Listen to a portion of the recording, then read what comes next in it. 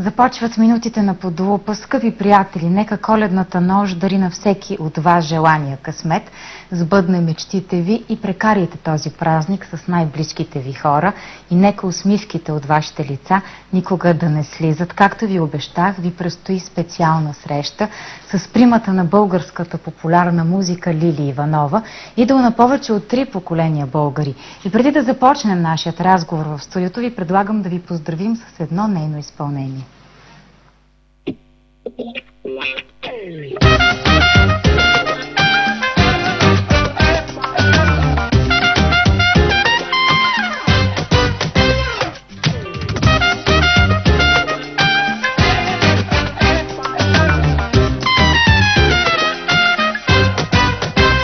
Всеки знае защо я нарича така, най-красива в света на светята.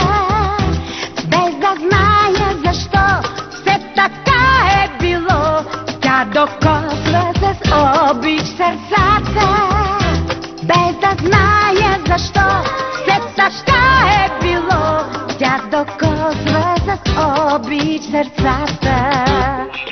Розата, тя се ражда без води, като всяка нова любов.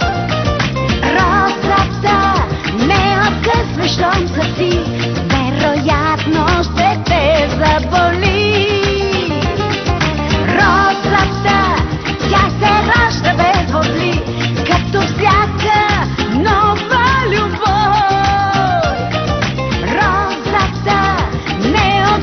Щом са ти, вероятно ще те заболи. Гледате песента "Розата". Честито Рождество Христово, госпожо Иванова. Много здраве, много късмет, много любов и много успехи. И тази година, 2012, много нови албуми. Благодаря и на вас, честита Коледа, както и на вашите зрители. Искам да пожелая, както на вас, така и на всички, преди всичко здраве, много щастие, много любов и това, от което всички имаме огромна нужда, това е уважението. Наистина, това е много важно нещо. За какво мечтае днес Лили Иванова? Не мога да ви кажа точно, аз не си града никога пясъчни кули. Зная какво искам, зная къде съм се устремила. Когато отправите поглед към небето, винаги на Коледа човек си пожелава нещо. Какво си пожелахте вчера на Бъдни да съм вечер? Здрава. Аз ви го желая от сърце. Това Благодаря. е много, както ви казах, успехи. Но кои са ценностите, на които държите? Кои са основните ценности, на които държите? Вие сте много принципен човек. Лоялност, честност. Не обичам лъжата, не обичам лицемерието, не обичам фалша.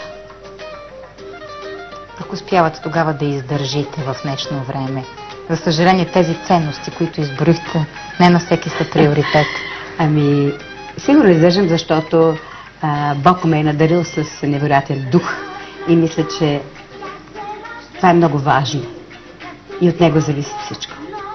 Каква е равносметката ви за вече отиващата си 2011 година? Какво успяхте, какво не успяхте да свършите? Ами, пак ще ви малко разочаровам с отговора си, защото никой не прави равносметка, не знае какъв човек съм. Защото гледам само напред. Може би това ме спасява. Само напред и никога назад? Само напред. Назад, когато се обърнем, всичко е минало, то не може да се повтори. Това е много хубаво пожелание към нашите зрители. Всичко е гледайте напред. Само напред. Обаче аз знам, че ви предстои нов албум. Тук вече трябва да ни издадете тайната. 7 парчета сте написала до този момент. Може да са повече, може моята информация вече да е устаряла. Кога ще го издадете този нов албум? Как ще се казва? Какво ще включва?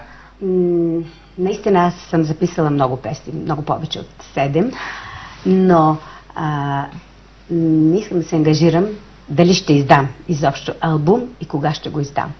Просто записвам песни, има много нови автори, от които имам вече песни. Тук съм се записала, защото да не би да забравя някой от авторите. Аз държа всички да получат своето уважение към мене, от мене.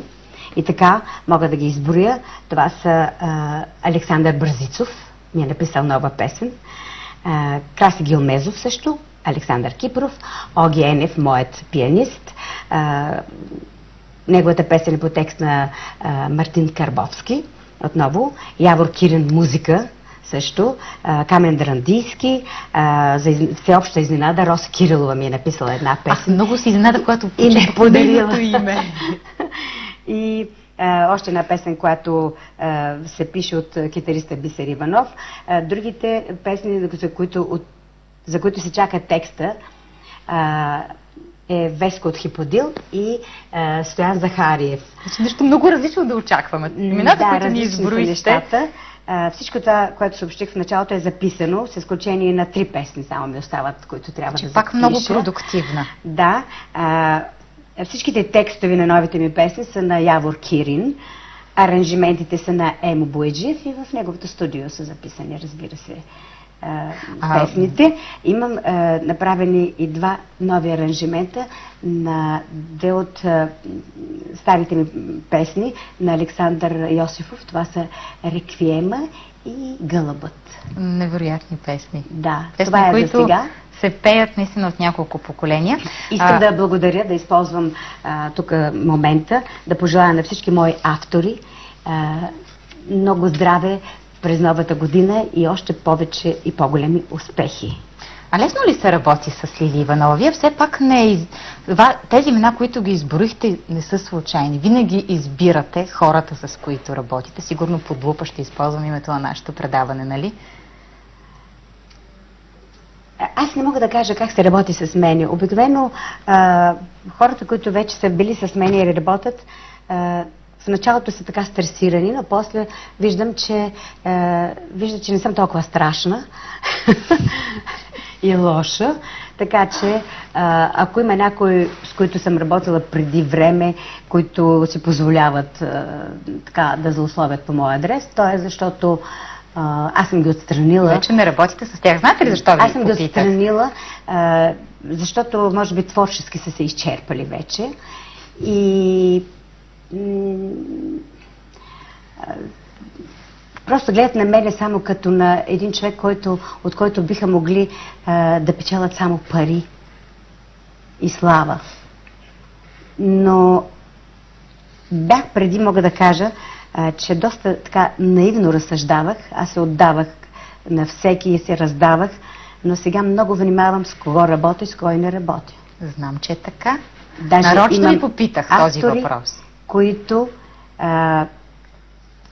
които няма да бъдат никога издадени. Тоест, няма да бъде издадено моето пеене. Всеки може да си запише тая песен, друга певица или друг певец, или той самия да се изпее. Няма да бъде вашият глас. Аз няма да позволя моят глас да бъде издаден, тъй като аз нищо не искам от тези автори, освен уважение. И обаче пък тези, с които работите, имат такова уважение към вас. Не мога да кажа абсолютно нищо. Аз искам да ви... Нарочно ви питах този въпрос, защото искам да видите следващия видеоматериал. Съгласни ли сте? Да. Нека да го видим, колеги. С Лили Иванова работя от 2005 година. А предизвикателство ли е да работите с нея? Да, огромно, като за мен дори е избъдната мечта, понеже от дете съм си мечтал да свиря точно с Лили.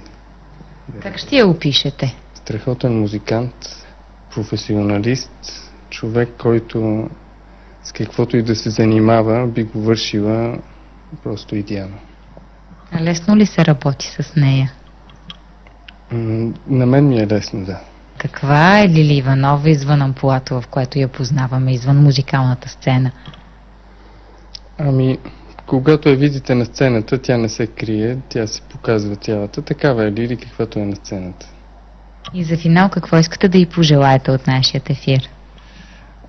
Най-вече искам да й пожелая Лили да си много здрава, както физически, така и ментално.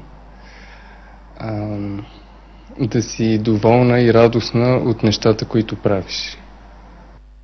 Видяхме Орлин Цветанов. Орли, благодаря ти. Това наистина ме изненада, много приятно. И още веднъж много ти благодаря, много те обичам. Ти си един невероятен музикант, прекрасен и невероятна дисциплина има в тебе. Вие сте го научила на тази дисциплина, ни издаде той. Аз Така мога ли? да ви кажа, да. Всички са дисциплинирани, аз не мога да се оплача. Всички, когато имаме репетицията в 4, в 3:30 всичко живо е в гримьорната или на сцената, всичко е подготвено. Каквото сте на сцената, такава сте и в живота, каза Орлин. Не знае, не мога да се самооценявам. Но и в живота, извън професионалното ви амплуа, сте толкова дисциплинирана. Така ли? Във всичко Мога ли сте да кажа такава? само, че съм да, имам железна дисциплина. И обикновено се определям, че съм дисциплинирана като немски войник и издържлива като руски войник. Това е много. Аз ви предлагам да видите следващия видеоматериал. Добре? Не е лесно да работиш с толкова взискателен човек като нея, макар че усвоявайки правилата, става много лесно и много приятно. Аз мога да кажа, че извън сцената тя продължава да твори, да прави неща, да мисли за нови проекти, нови песни, да работи по тях, по новите песни и също така извън сцената просто тя продължава да работи, да работи и да работи. И за финал, какво искате да й пожелаете от нашия ефир? Здравей, Лили!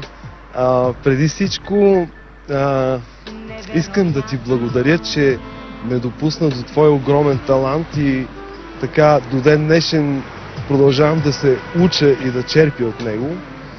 Иначе за новата година ти желая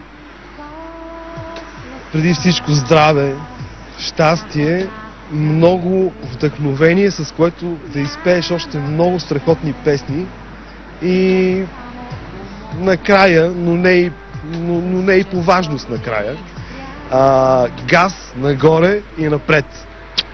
Обичам те и те целувам. Бисер Иванов видяхме. Да, още веднъж моите благодарности към Бисер. Благодаря ти, Биси. Също и много те обичам и ти пожелавам да ми напишеш още много, много хубави песни. И може би имам още една изненада. Не знам. Добре, защото искам да кажа нещо, но да изчакаме другата изненада, за да това да бъде адресирано към тримата ми музиканти. Не знам, трима ли са музикантите? Трима са. Добре. В последно време имам и още един, четвърти. Но преди да чуя всичко това, което те казват за мен, което е толкова красиво, толкова уважително, искам да благодаря и да им кажа, че аз се чувствам малко така неловко в тази ситуация, защото те са много по-големи музиканти от мен и за мен също е така удоволствие, че съм успяла да събера такива прекрасни музиканти до себе си и те да имат такова мнение за мен. Защото това мнение, което те имат за мен, аз го имам десетократно за тях. Такава любов говорят за вас. Те са невероятни музиканти, невероятни. Никога не съм работила с такива музиканти. Наистина са много хубави, много ги харесвам. И аз страхотни са. В момента обаче по телефон имаме връзка с един ваш приятел, с когото работите. На традиция в нашето предаване, както знаете, няма да ви издам кой е той. Вие трябва да го познаете по гласа. Здравейте, чуваме ли се? Ало, чуваме се много добре. Честито Рождество Христово! Много късмет, много здраве и много успехи ви желая. Много Какво ще кажете на Лили Иванова, за да ви познае? Аз го познах. Познахте го, нали? Познали ме, Лили? Ами да, Яворчо. Точно така, това е Явор Кирин. Много бързо го познахте. Повечето пъти не се случва така в нашото студио. Ние много често говорим по телефона и не само по телефона, така че гласовете ни се познават. Въпреки, че сега гласът е доста променен, но... Доста по-различен е. Все пак до толкова мога да познавам. Ясно. Какво е усещането да работите с примата на българската музикална сцена? Помните ли как се запознахте? Как почнахте да работите заедно? Да, разбира се, че си спомням. Трябва да споменем един човек, който има заслуги за това, и това е Стоян Захариев, защото първият ми сблъсък с Лили, прекрасен блъсък, разбира се, беше свързан с една песен на Стоян Захариев. Лили, ти спомниш ли си? Спомням си, да. Обичам. Да. Това беше първият текст, който написах за Лили, и след това до ден днешен ние работим заедно. Вече колко? 6-7 години. Аз ви Да. желая още много да работите заедно. И за финал на нашия разговор, какво искате да й пожелаете от нашия ефир? Аз искам много неща да й пожелая, но бих искал да кажа и някои, така, за мен важни неща. Имайки предвид какво се случва в държавата ни, това са едни процеси, за които не ми се говоря, но на фона на тях искам да кажа, че личности и артисти, като Лили Иванова, са изключително важни, защото те дават смисъл и те дават повод на всички хора в България, които се занимават с изкуство, да продължават да го правят. И в този ред на мисли не бих искал Лили да я натоварвам с някаква такава отговорност, но аз го чувствам по този начин. Да, Лили, има смисъл и ти много често ми го заявяваш. Много ви благодаря, сте много прав. Много Това, благодаря, Явор. което казвате. Искам да пожелая на Лили нови творчески завоевания. Разбира се, освен здраве. Това е. Благодаря ви. Много ти благодаря. Желая ти здраве, И аз щастие и нови, прекрасни текстове. Благодаря. Които да напише за вас, нали? Да. Хубав празник. Благодаря и на вас. Благодаря. Толкова хубави неща казват Имам за още един вас. музикант, който не сте го интервюирали, може би. Ами го интервюирали сме го, ние имаме още една част на предаването. добре. И не знам дали още един, може да не е още един, ще видим. добре, може и да са повече. Не Може знам. да са повече, не Да. знаем. Но кажете ми, с тези хора работите, вашите музиканти, така Да. 6-7 години, станахте ли като едно семейство? С такава любов говорят за вас, толкова дори се притесняваха от въпросите, които им задавахме. Какво точно ще кажат? Моето мнение е, че да. Отговорът е да. Но аз не мога да говоря от тяхно име. Ние, когато пътуваме, винаги тръгваме по едно и също време, пътуваме заедно двете коли, пристигаме, живот и здраве навсякъде, обядваме заедно, само не закусваме заедно, защото аз не ставам толкова рано, вечеряме винаги пак заедно и така. Значи може да кажем, че сте едно семейство. Аз така го чувствам. А и те го чувстват така, сигурна съм. Ако Това е това, те което го чухме. чувстват, ще им бъда благодарна. Сигурна съм, че така. И понеже вървим към края на нашия разговор, Да. 2010 година направихте 2 албума. Нещо нечувано за български изпълнители. Да не би сега да готвите някакви такива изненади? Не готова изненади. Не съм решила дали да издавам албум, както казах, и кога ще го издам. Не съм решила. Този двойният албум, т.е. двата албума, така се случи, защото имах доста записан материал. И сега имате доста записан материал. Откъде черпите това вдъхновение? Толкова много песни да записвате. Това, което ни изборихте, са страшно много неща. Хората се връщам на моя дух. Аз всичко опира до духа. Аз винаги трябва... Аз съм действащ човек. Така да завършим тази част. Искате ли? Действащ вулкан съм. Просто винаги трябва да правя нещо ново, различно. Непрекъснато, когато имаме концерт, в 4 часа обикновено е репетицията, аз репетирам най-новите си песни, които не ги пускам на концерт. За да могат да се... Нещо много интересно, което казвате. Да улягат, за да могат да можем да свикнем всички с тях, с тези песни. И затова започват да влизат една по една в програмата.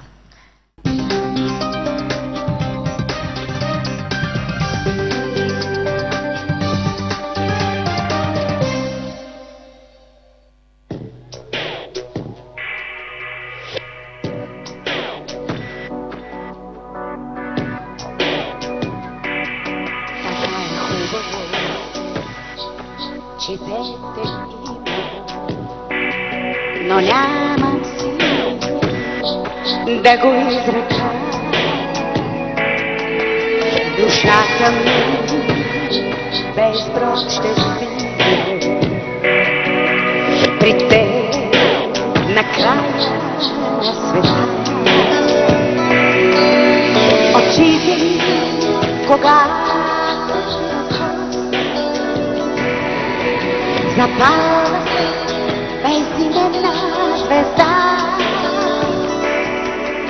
приемам те с това, което носиш.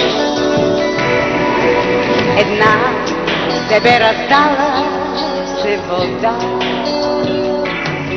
Какво си ти, драгцията или материя? Какво си ти, реал или съд? А тук на земята се намери мига 1000 пъти повтори. Минутите на Подув продължават. Разговорът ни с Лили Иванова също. Какво от непопулярността на една от най-обичаните български изпълнителки и с какво беше усеян пътят и нейното камино? В момента видяхме кадри от зала Олимпия. Невероятни. Ще ви върна назад във времето, преди почти 3 години, вече ще стана 3 години, януари 2009 година. Изпяхте 22 парчета. 2 часа и 20 минути. Дано тук пак отново нещо да не съм сбъркала като времето. Не знам дали 20 минути, защото в Олимпия повече от 2 часа не може да продължи концерт. Да, обаче вие как успяхте? Аз исках да ви питам, повече от 2 часа никой. Не знам как стана така. Няма бисове там. Нека да кажа на нашата публика. Няма бисове. А вие пяхте толкова дълго. И когато червената завеса, известната червена завеса се затвори, няма отваряне. Преди да ви отговоря, искам да кажа, да благодаря на Стефан Зашев, благодарение на който този концерт в зала Олимпия Париж беше реализиран. Ако не беше неговото предложение, никой нямаше да ми стъпи кръчето на сцената на зала Олимпия. Още веднъж му благодаря и му пожелавам весела Коледа и една прекрасна, здрава, щастлива 2012 година. А на въпроса ви, дали това не е прекалено дълго, не е, защото. Как издържахте 2 часа и 20 минути? Ами защото в НДК, когато правя концертите си, аз съм направила до сега 3.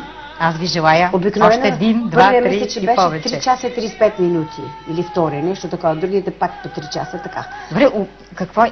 Явно някаква магия. Знам, че в зала Олимпия има магия. Всичките изпълнители, които са пяли там, музиканти, които са свирили, казват, че има магия.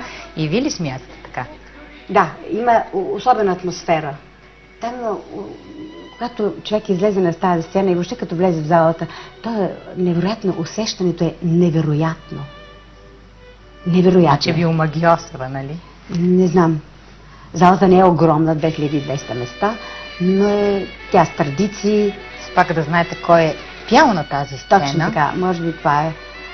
Уважението на организаторите на този концерт, на всички от зала Олимпия, на работещите там, на ръководството, на всичките 5 директора, беше невероятно към мене. Уважение, така тези неща не съм ги виждала в нито една зала в моята държава. Абстрахирам се от публиката. Публиката, винаги съм доволна от моята публика и благодаря, но... Най-интелигентната публика. Не, аз говоря за българската публика тук. Да. Не мога да се оплача. Това е една прекрасна публика, която наистина ми обича и е дошла да слуша моите песни. Но аз говоря за Олимпия, за самия персонал, който беше невероятен. Уважението беше страшно. Не само към мене, а към моите музиканти. Целият екип. Си спомням, че Бисер може би се наведи нещо да оправя някакви кабели. Веднага дойде един от техниците към залата и каза: вие трябва само да се държите китарата. Ако имате нужда от нещо, само кажете, всичко ще бъде направено. Това се казва професионализъм. Това е. Искам да чуем още за магията на зала Олимпия, затова вижте следващия видеоматериал. Какво е предизвикателството да се работи с най-голямата звезда на българската популярна музика? Ами, голямо предизвикателството. Ние сме едни от малкото щастливци, които могат да го усетят. Наистина. И как да ви кажа, трябва всичко да е много, много точно, много истинско. Всички да са на 100% непрекъснато, което мене лично ме научи на много неща. На професионализъм най-вече. Какво си спомняте от зала Олимпия? Все пак това е голям престиж. Да, така е. Аз лично бях адски притеснен преди започването на концерта, но спомням се, едно вчера беше един миг, тримата музиканти се събрахме в купом и си казахме едни неща, които няма да ви кажа. И много чудващо за мен на следващата секунда в самата зала всичко беше като някаква магия. Интересната история е още първото ми свирене с нея. Пътувахме за Варна в един пиано бар и аз пътувах с моята стара кола, която се счупи малко преди Шумен. Тя вървеше напред някъде на 30 на километра и се върна да види какво става. Извикахме пътна помощ. Концерта беше следващия ден. Това се случва примерно някъде 11 вечерта. И съвсем нормално беше тя да се прибере в хотела, ние да останем да оправим колата. Тя седя с нас, докато не видя, че колата е готова. В сервиза. Аз за първи път така леко се притесних, но после разбрах, че тя просто си е такава. Много земен човек и това нещо съм го запомнил наистина, като жест. Лили Иванова, аз съм ми казал, за мен тя е приятел. Някои казват, много трудно се работи, това е абсолютна неистина. Аз по-лесно не съм работил с никой. Факт. За финал искам да я пожелая, Лили, бъди жива и здрава. И ти пожелавам страшно много да те радвам. И да работим дълго време още за напред. Благодаря и на Оги. Както вече казах, той ми е написал още една нова песен, третата песен. Мечтай за още на песни. Мартин Карбовски. И аз, когато ми напишат песен, веднага поръчам следващата. Не спирате да работите. Оги, благодаря ти за всичко, което каза по мой адрес. Имаш моята обич, моето уважение, безкрайно, защото вие всички тримата сте невероятни за мен, музиканти. И пак ще се повторя, но щастлива съм, че ви имам до себе си. Благодаря ви още веднъж. Също така искам да благодаря, че сте се сетили за тези изненади, защото аз много държа на моите музиканти. И знам, че вие ги подбирате. Да, когато са ме канили някъде, аз винаги предлагам и те да присъстват или да ги интервюрат, но никога те винаги са казвали, ами не е интересно. Кое ви е интересно тогава? Това са хора, които работят, аз без тях не мога нищо да направя. Това са авторите на моите песни, те са музикантите. Ние сме всички заедно на сцената. На сцената не съм само аз. На сцената сме всички. И всеки по-отделно има своето място и значение на сцената. Доколко часа седяхте в онзи сервис? Не си спомням. Сигурно е било до сутринта. Не до сутринта, може би 12 или 1 часа, няма представа. Значи в никакъв случай не ги изоставяте, каквото да се случи, сте за тях плътно. Никога. Аз ви предлагам да видим и новото попълнение във вашият екип. Знаете за кой говоря? За Калин? Разбира се. Нека да го видим. Него ли намерихте? Него намерихме, колеги.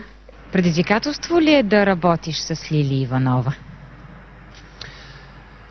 Да, защото е перфекционист, защото държи много на изпълненията си, както на живо, така и на студийната работа.